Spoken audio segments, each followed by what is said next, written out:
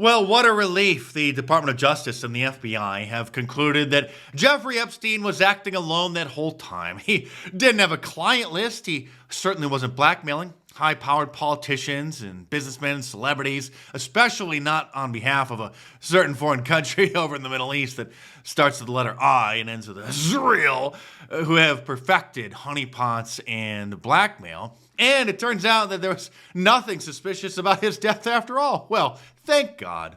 This Simpson meme sums up the situation perfectly. There's Bart expressing sadness that there supposedly is no client list. And then Homer comes and corrects him. There is no client list anymore. Of course, this should come as no surprise because the actual files weren't deleted, destroyed, or buried in a filing cabinet many years ago, deep within an inner circle of a certain mafia that has been operating within our government for generations. And Attorney General Pam Bondi is so out of touch, so in over her head that I'm sure you recall back in February of this year, she invited a bunch of social media influencers, some MAGA right-wing Twitter personalities to the White House and gave them binders filled with old documents that had been publicly available for many years, although these were redacted. So this is actually less information than was already publicly available. And then these poor dupes who actually thought that they were on the cutting edge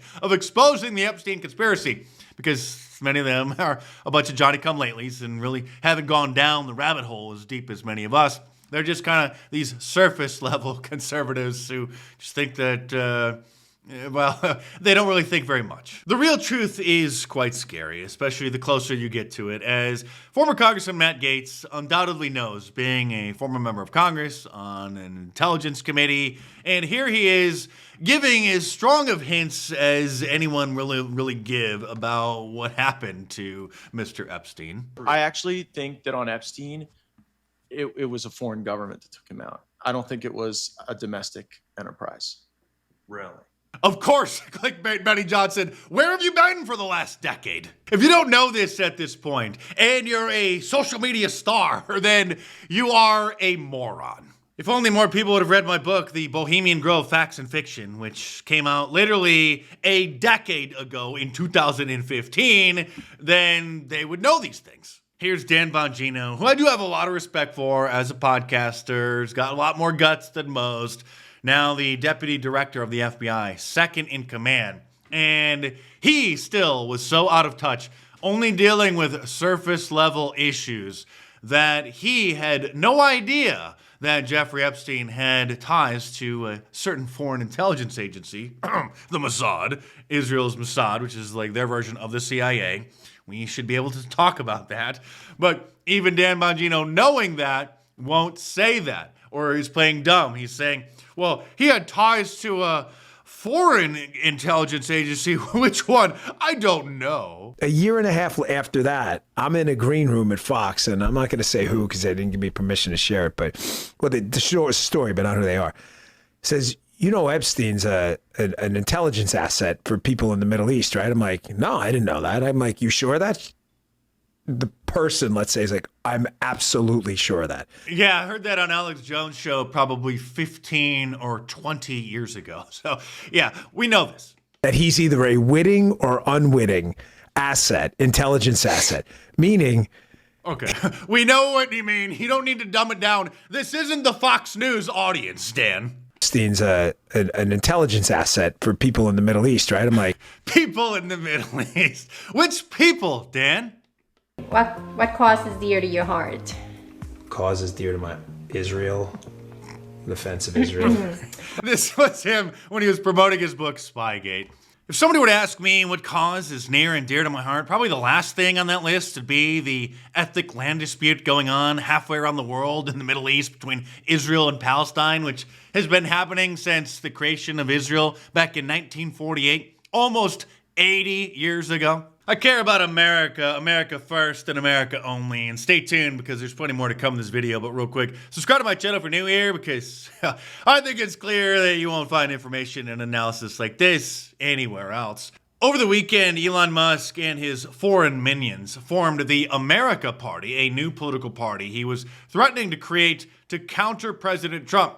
after President Trump signed the big, beautiful bill into law on July 4th, which grants like $170 billion to the deportation squads and border security and a whole bunch of infrastructure projects, but it also does raise the national deficit. And I do believe cut a lot of the government subsidies, the electronic vehicle subsidies, which really did make Elon Musk the world's most wealthy man. And who is the treasurer of this new America Party, you ask? It's Vayabhav Taneja, an Indian who runs Tesla. And so now this foreigner is heading up the new political party that is determined to derail President Trump's agenda. I think these memes basically illustrate what's happening, although it could be a thorn in the side of Republicans come the midterms. But because Elon Musk flip-flops a lot, usually within 24 to 48 hours, backtracking on some of his idiotic ideas, he may end up ultimately collapsing the political party by that time. But here's the meme. That's Elon standing in the corner, all bitter, saying, "I'm starting my own party." And there are the MAGA patriots dancing and having a good time. Cool story, bro. Here's another one. "I'm starting my own political party." Yeah, we don't care. Those who do support the party are never Trumpers and some Democrats. People like Mark Cuban are signaling support, and Anthony Scaramucci, remember the Mooch, who joined the Trump train and was then fired after something like just a few days because they realized what an incompetent buffoon he was. Not to mention hundreds of thousands of Elon fanboys over in India, as this meme illustrates. Sir, only Indians are joining the America Party. On Christmas Day last year, Elon Musk and Vivek Ramaswamy kicked a bee's nest by supporting the H-1B visa program in order to use it as a loophole to flood America with hundreds of thousands of more, quote, legal immigrants, which they say are the best and the brightest from foreign countries, mostly from India, when it turns out that most of them are just low-skilled jobs that are taking jobs that Americans would take, but because these people have no connection to our culture, they don't care about our holidays, they will work 60 hours a week, including holidays, and for cheaper wages than Americans. So, of course, the big businesses like them because they like the bottom line. They don't really care about the American culture that they are destroying by doing this. There's more to American life than a high GDP, especially when boosting the GDP comes at the expense of polluting the culture, flooding us with a bunch of non-assimilating third worlders. Elon loves the H-1B visa program so much that he laid off a bunch of American workers and then replaced them with foreign H-1B visa workers at a much lower wage. President Trump pointed out this loophole when he was running for president back in 2016. And, being a businessman who used the loopholes to his advantage, he was very open about that, but also said it really shouldn't be a loophole. The H-1B very well, and it's something that I frankly use, and I shouldn't be allowed to use. We shouldn't have it. Very, very bad for workers. And second of all, I think it's very important to say, well, I'm a businessman, and I have to do what I have to do, and it's sitting there waiting for you, but it's very bad. It's very bad for business in terms of, it's very bad for our workers, and it's unfair for our workers, and we should end it. And here was J.D. Vance at the RNC last year emphasizing that point. We're done importing foreign labor. We're going to fight for American citizens and their good jobs and their good wages. You got to wonder if Elon Musk is so concerned about the national debt, which we all should be because it's a runaway freight train that ultimately probably cannot be stopped. So better just brace yourself. Why would he be in support of a universal basic income? The guy who headed up Doge to cut government waste supports the government just giving people free money in the form of a UBI, a universal basic income. Here's President Trump responding to the creation of this party. The audio is a little hard to hear from the reporter, but that's what he's asking. Your reaction to Elon Musk starting a third party? I think it's ridiculous to start a third party. We have a tremendous success with the Republican Party. The Democrats have lost their way, but it's always been a two-party system. And I think starting a third party just adds to confusion. It really seems to have been developed for two parties. Third parties have never worked. So he can have fun with it, but I think it's ridiculous. And Elon is ridiculous. When he blew up about the big, beautiful bill last month, he called for President Trump to be impeached. The president's biggest campaign donor, who was so close that Trump invited him to sleep at the White House, is now calling for him to be impeached and replaced by Vice President J.D. Vance. Not only that, but Elon sunk so low that he posted on Twitter, on X. I still can't call it X, okay? It's the dumbest rebrand in the history of brands. It would be like if Kleenex changed the name of their tissues, okay? It's Twitter. It'll always be Twitter. He posted on Twitter that President Trump is named in the Epstein files. Well, that's a half-truth statement. Partial truth is very dangerous. He posted, "Time to drop the really big bomb. Donald Trump is in the Epstein files. That is the real reason they have not been made public." Well, anybody who has been following this case closely, more than the surface level, bubblegum, conservative, political pundits, and social media personalities, knows that, yeah, President Trump was mentioned in the files. That's old news.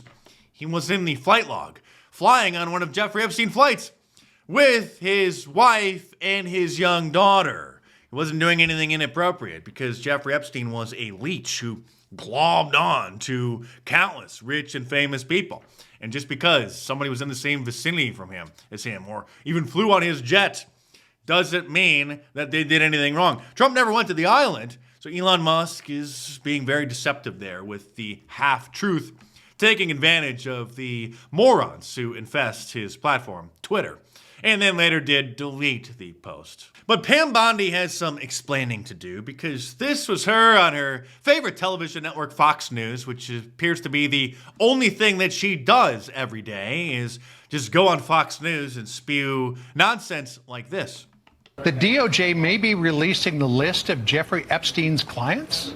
Will that really happen? It's sitting on my desk right now to review. That's been a directive by President Trump. I'm reviewing that. I'm reviewing JFK files, MLK files. That's all in the process of being reviewed because that was done at the directive of the president from all of these agencies. Well, we know how you handled that. A bunch of binders full of nothing. And then, as Homer Simpson explains in this meme, there is no client list anymore. Something that does exist, however, is Alligator Alcatraz, the detention center where Ron DeSantis is sending the illegal aliens in Florida so that they can be quickly deported. And it turns out the official name is Alligator Alcatraz, in case you missed it. This is an actual sign that they put up outside of the facility. And you know what this means, right? Me being the king of quality merch. Of course, I was going to come out with an Alligator Alcatraz shirt and just get a load of this beauty. Also available in a tank top and women's cut and a whole bunch of different other styles as well. So head on over to markdice.com or click the link in the description below. And I'll extend the promo code FREEDOM from Independence Day weekend through today so you can still get 20% off of anything from the store. So head on over to markdice.com or click the link in the description below and check them out.